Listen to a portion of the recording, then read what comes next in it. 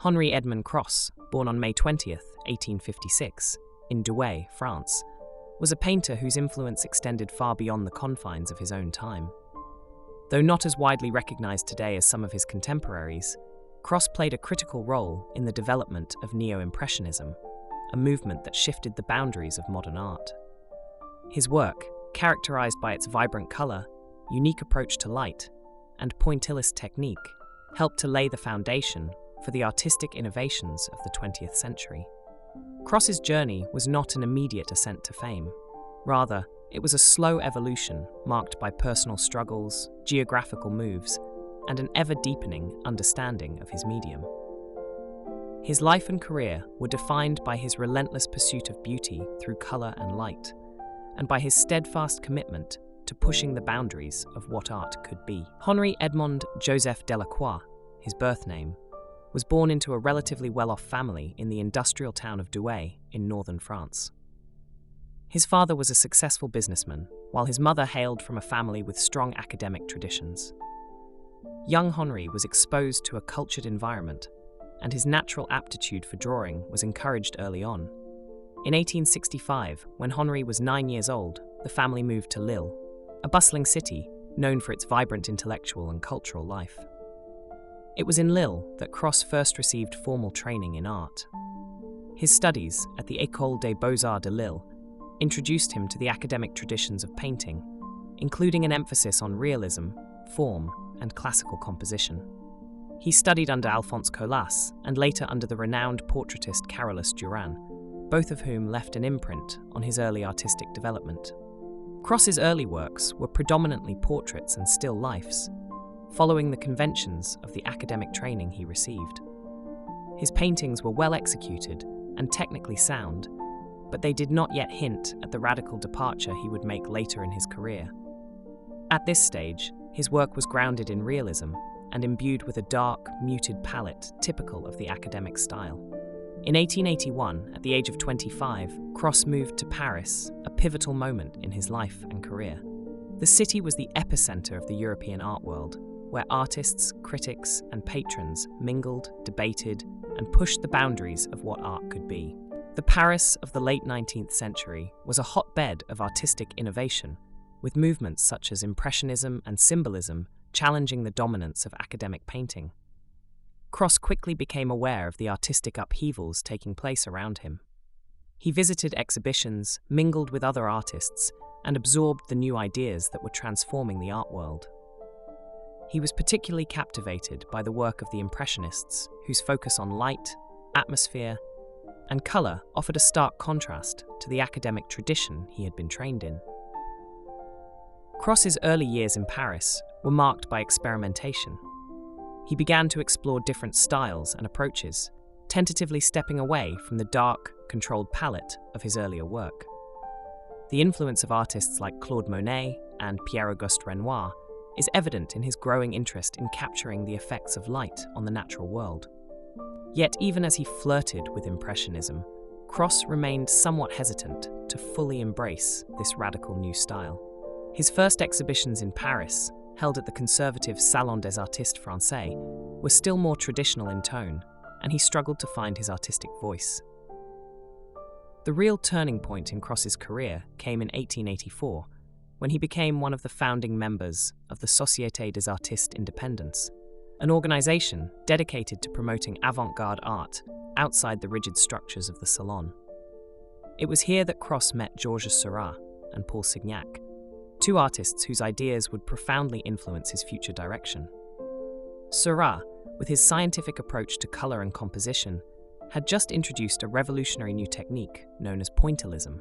Rather than blending colors on the palette or canvas, Seurat applied tiny dots of pure color, which, when viewed from a distance, would merge in the viewer's eye to create the desired hue.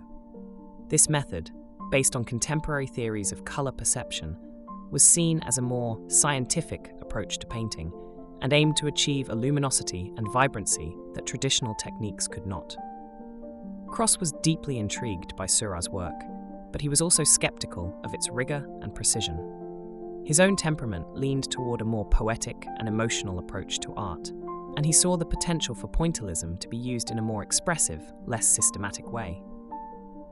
While Seurat's compositions were often austere and rigidly constructed, Cross envisioned a looser, more fluid application of colour and form. His adoption of pointillism was gradual, but by the late 1880s he had fully embraced this new technique, though with a personal twist that made his work stand out from Seurat's. In 1891, at the age of 35, Cross moved to the south of France, a decision that would profoundly affect his work for the rest of his life. The Mediterranean, with its intense sunlight, vibrant colours, and warm, languid atmosphere, offered Cross the perfect environment to experiment with his new approach to painting.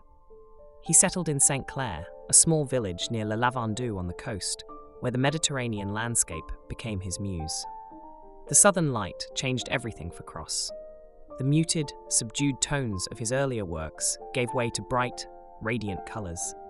He began to paint with a new sense of freedom, using larger, more fluid brushstrokes and experimenting with different ways to depict the effects of light on the landscape.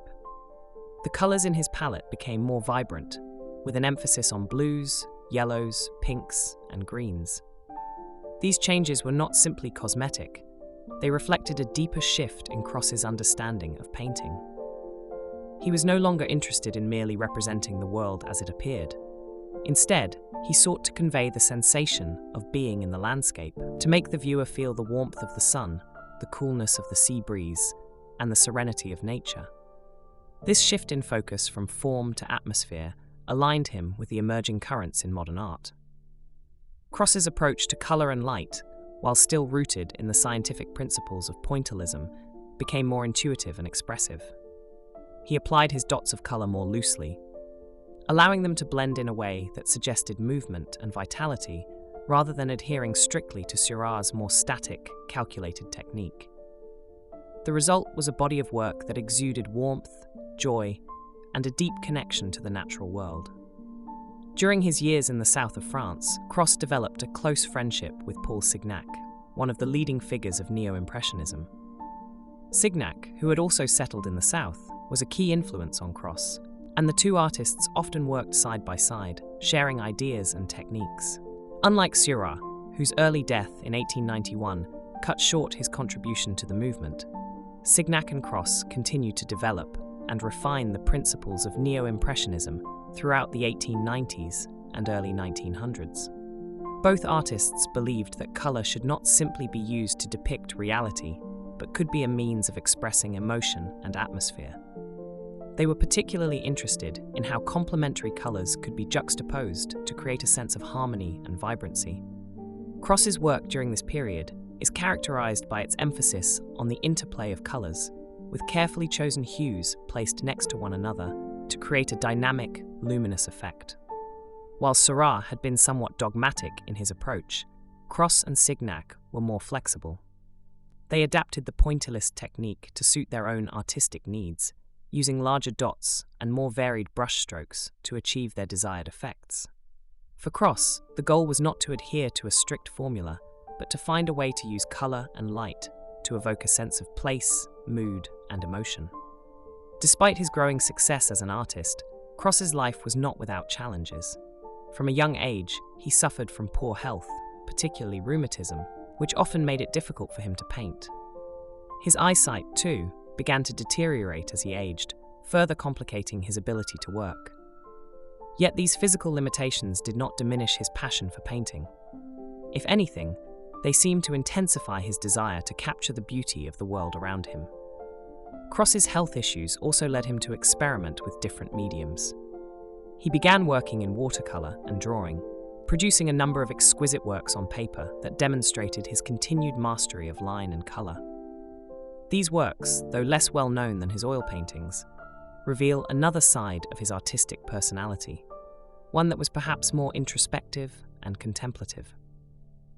Throughout his life, Cross remained deeply committed to the ideals of the Neo-Impressionist movement, but he was never rigid in his adherence to its principles.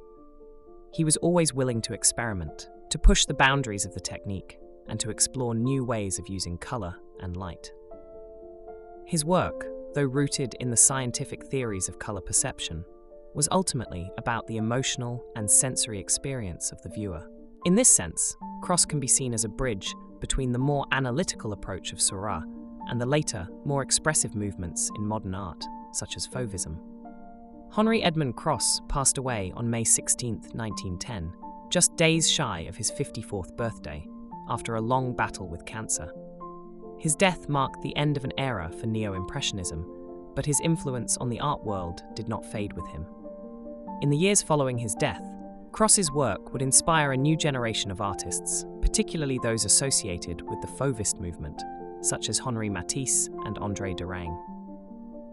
These artists admired Cross's bold use of colour and his ability to evoke atmosphere and emotion through his painting, and they built upon his innovations to create even more radical departures from traditional art.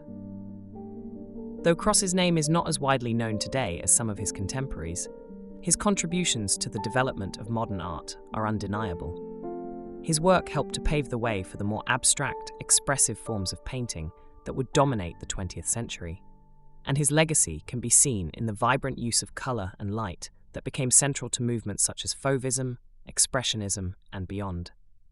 In the end, Henri-Edmond Cross's life was one of quiet revolution. He may not have sought fame or notoriety, but his dedication to his craft, his willingness to experiment, and his unerring belief in the power of colour and light to transform our experience of the world have ensured his place in the pantheon of great modern artists. His paintings continue to resonate with viewers today, offering a glimpse of a world suffused with beauty, harmony, and the radiant glow of the Mediterranean sun.